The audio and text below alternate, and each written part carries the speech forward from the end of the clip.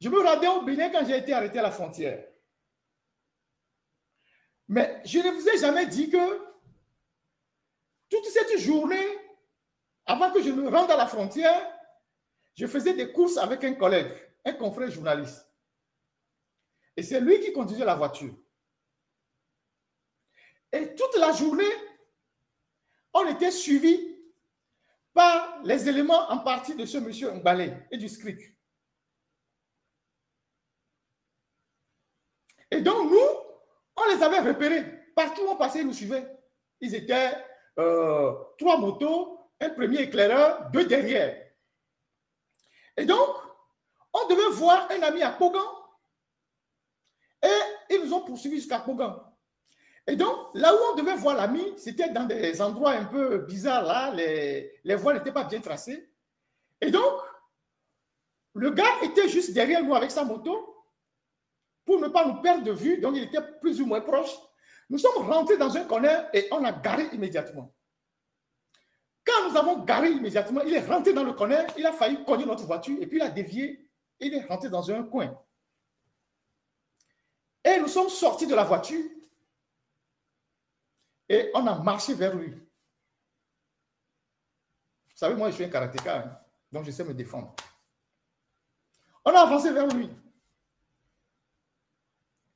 Et quand on avançait vers lui, il a pris peur, il a démarré sa moto et on a bloqué la moto. Et on lui a posé la question, monsieur, vous cherchez quoi? Pourquoi vous me suivez? Depuis, on vous regardait. Il dit non, il tenait un sachet, comme toujours pour faire la diversion. Il tenait un sachet, il dit non, que lui ne nous suivait pas, que lui, il devait livrer un courrier à quelqu'un. C'est son GPS localisation qui le je ne sais pas comment on appelle ça, qui le trompait. Et on lui a dit, montre-nous la localisation, on va t'indiquer. Et il a refusé. Et on a bloqué la moto. On a failli se bagarrer là-bas. Moi, je suis...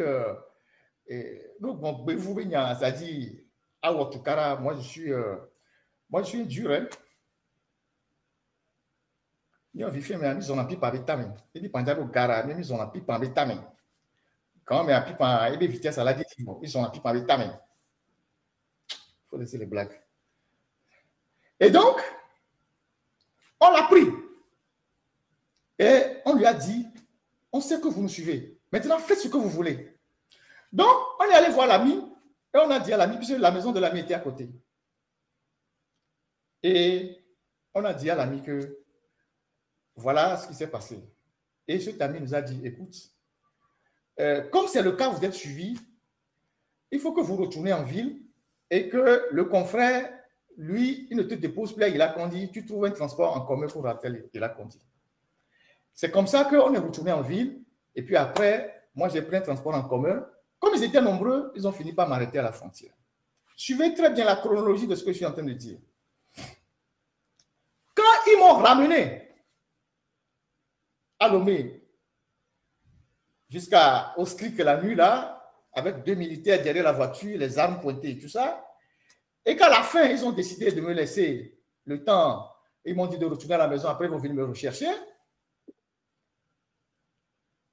Le confrère qui n'est pas très loin de mon domicile, je l'ai appelé pour dire que je retourne à la maison, de passer me voir. Quand j'arrive à la maison, j'ai vu que tout le quartier était encerclé. Dans la zone, là, il y avait 2, ils étaient sur les motos. Donc, le confrère, je vais vous donner son nom tout à l'heure, en revenant chez moi, puisqu'on avait photographié l'immatriculation de la moto du gars qui nous a suivis à Kogan.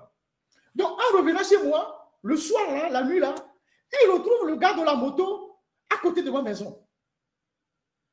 Il dit, mais attends, mais c'est ce gars. Et comme il est con, depuis qu'on l'a découvert, il n'est même pas parti changer d'habit et tout ça. C'est pour ça que je dis que ce n'est pas des voyous. Nous, on a fait la voyoucratie, ce n'est pas les voyoucraties côté mauvais, quoi. C'est-à-dire qu'on s'est formé dans la rue, tu vois. Et on allait à la gare, quand le train arrive, on sautait sur le toit du train de wagon à wagon, quand le train allait un peu en bas. On a pris tout ça dans la rue. Donc, nous, rien ne nous fait peur. Donc, du coup, Et il retrouve la moto. Il dit, mais c'est le gars. Et il avance vers lui et il lui pose la question. Mais c'est ton GPS qui t'avait amené à Koga là, qui te ramène ici à Sakpato.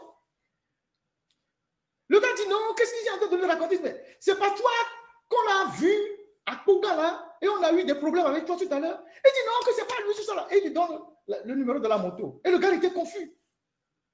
Donc, il vient chez moi et me dit, écoute, ils sont pleins dans le quartier. Je dis, mais écoute, on va s'en sortir, il n'y a pas de problème. Donc, à ce confrère-là, je lui remets un certain nombre de documents, la nuit là, à mettre à l'abri, notamment mon passeport, parce que c'était le plus important. Ça, c'était le samedi. Donc, le dimanche, le dimanche, le 5, ou je ne sais plus quoi, ouais, mars, ou je ne sais pas quoi, quand j'ai eu l'alerte qu'on devait venir m'arrêter de nouveau à la maison, que je disparais, dans l'après-midi, ce confrère-là est venu prendre ma voiture pour faire des courses, puisque sa voiture est tombée en panne. Donc, il est venu chercher ma voiture pour faire les courses. Ils l'ont suivi de partout, parce qu'il pensait que j'étais caché dans la voiture. Il le suivait de partout, jusqu'à ce qu'il revienne à la maison garer la voiture. Donc, quand il est revenu garer la voiture, le soir, il allait à l'église. Il allait dans un centre pour prier avec une moto. Et à peine il arrive devant l'église, il gare la moto, il y a des gens qui sortent d'un véhicule et puis ils le prennent. C'était le début de la nuit. Il arrête. De façon musclée, on le prend sur la moto et on le jette dans un véhicule. Et on lui met une cagoule et on lui met les menottes. On lui met une cagoule. C'était vers la frontière Wyoming. Ils lui mettent une cagoule et ils lui mettent les menottes. Et il l'amène à un lieu. Il ne sait pas où on l'amène. Et donc, on le fait promener en ville. On le promène pendant longtemps. Et on l'amène à un lieu. Quand il arrive, on lui enlève la cagoule. Mais quand ils devaient l'arrêter au niveau de l'église, ils ont pointé une arme. Quand on l'a mis dans la voiture, ils ont pointé une arme sur lui. Un pistolet. Que tu ne fais pas de bruit.